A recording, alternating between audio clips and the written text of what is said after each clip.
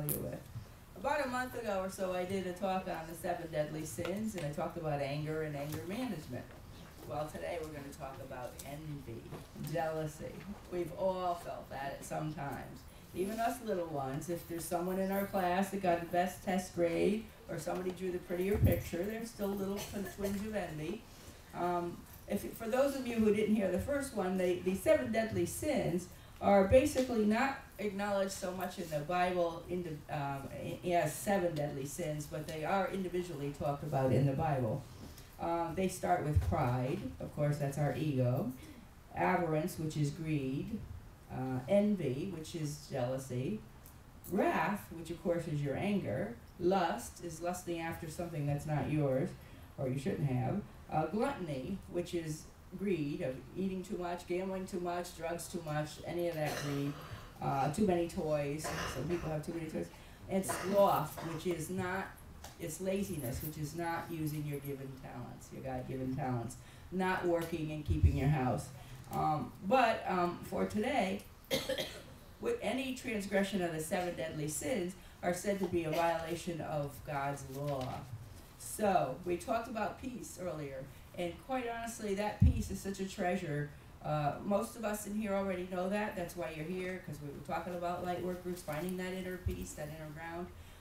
If you are grounded and you have that inner peace, you're not going to be full prey to any one of these 7 deadly sins. So that inner peace is the ultimate goal of our lives, the balance, harmony, however you want to dialect it.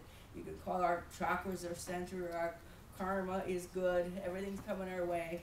Hopefully in September we can all come back and rejoice and give lots of money to the building fund when we have our new rejuvenation. But when it comes to envy, envy is something that unrests our peace. Envy and jealousy is something that disgrounds us, that pulls us up, makes us disgruntled. Now, anyone who's been here, married and divorced, you all know what I'm talking about for sure. That's like magnified 10 times.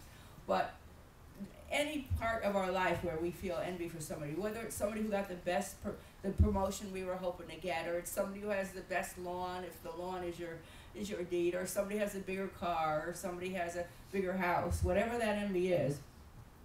It's funny how when you come to a later in life, which I'm getting there, it's definitely, you don't care anymore. It's like it comes and it goes and none of it matters. And when you've lost a few of your significant people, you see how easily life transcends and all your material belongings don't matter.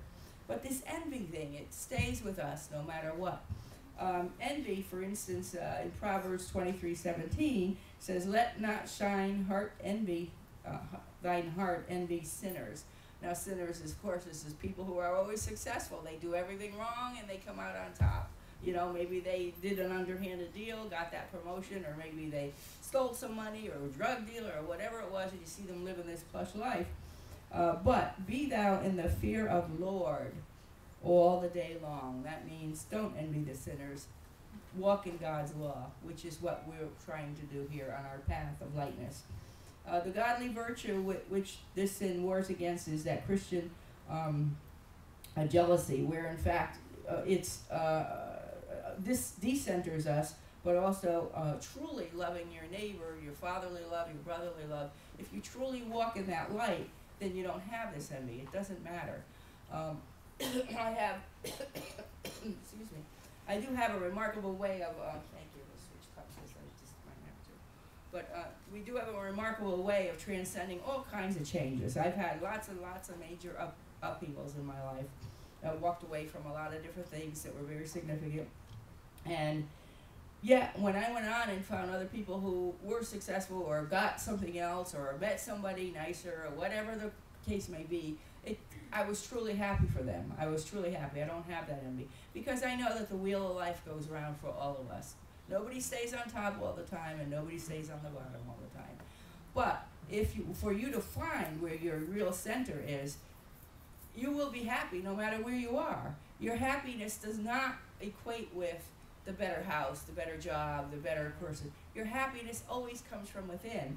And I'll tell you a little example. A few years back, I was commuting down to Sarasota. I was teaching at the University of Sarasota, which is now Argosy, but it was an hour commute every day, and I'd have to get up really early, teach. It was a very strenuous kind of a schedule. very intense. We taught a whole course curriculum in 1 week, so I was like frazzled. I'm getting on my on the toll there to the crossway to get over to 75, and there was this little lady in the toll booth taking tolls. She had this glow about her I cannot tell you. Every day I looked forward to seeing her. She was a little old black woman who just looked so happy and content. She was well groomed, well taken care of. I said to myself, wow, she loves herself, she respects herself, and look at the glow in her. And every day she had a smile for me. So here I was frazzled, running to the toll booth, hoping to make my class on time, and this woman settled me. Her calmness just settled me in that toll booth, and I look forward to that every day. I know she didn't have a lot, or she wouldn't be working in the toll booth, but in her mind, she was centered. She knew what was important, what her priorities were. Now we see this, I see this a lot too with our young men, growing up inner city or whatever, and they look at the drug dealer and the gun-toting person and they think, well, that's the big guy, the cool guy, or whatever. And what is really happening is their priorities got all screwed up. They think the power lies in that money that you're getting, or that gun, or walking, getting the respect around the street. No, that's not where the power is. The power is inside ourselves, and that's a lesson sometimes young people don't, have to get beat over the head to know, but I see plenty of young people here in our church, and God bless them, because that means you're light years ahead of other people have to learn this lesson at 40 or 50, right? I mean, some of us got to get knocked on the head a million times. And I grew up, of course, in a Catholic church, so cardinal sins are common to me. It's like, oh my God, and I think I'm going down there and I'm going to burn. And it's like, and I said to myself, I thought God loved us. I thought we were his child. So even in my younger days, I was like questioning this. And of course, my mother was, oh my God, she was aghast at that. And she said, how could you question it? This is the God, this is Catholic, this is who we are. And I said, well, Mom, it doesn't make sense. If he really loves us, why is he going to burn us? Why is he going to send us there? I couldn't get it. So I truly was looking for a different spiritual outlet. And of course, when I came to Florida, I found it here in Harmony. But this envy thing that we're talking about, what it does to us, it unravels us. We get jealous. We see somebody and we begin a relationship with them. Excuse me. And the young girls today, unfortunately, have kind of slipped backwards a little bit. We do see a lot more abuse going on in the schools in the male-female relationships. We do see girls taking more domestic violence issues on.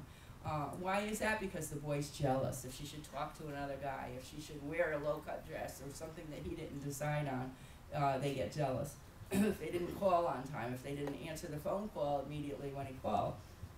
So these are all signs of jealousy that are unraveling. Some young people, and some of us as adults, think that that's a sign of affection. It's like, wow, he really loves me. He really loves me. Look how much he's getting upset. And of course, some people do use it vindictively and taunt them and say, well, Johnny called me last night, but no, I'm not going. And of course, that gets the person all upset. And the young lady might think that that's another sign of affection. Want to see him get riled up. But the truth is, what this jealousy is a flaw in the other character. It's nothing you can do about it. There is, when somebody is, oh, excuse me. Sorry about that. When somebody is coming at you, questioning you, where were you? I called you today. Don't tell me you were grocery shopping for 2 hours. I called you when you weren't home. Where else were you? Etc. Things like that.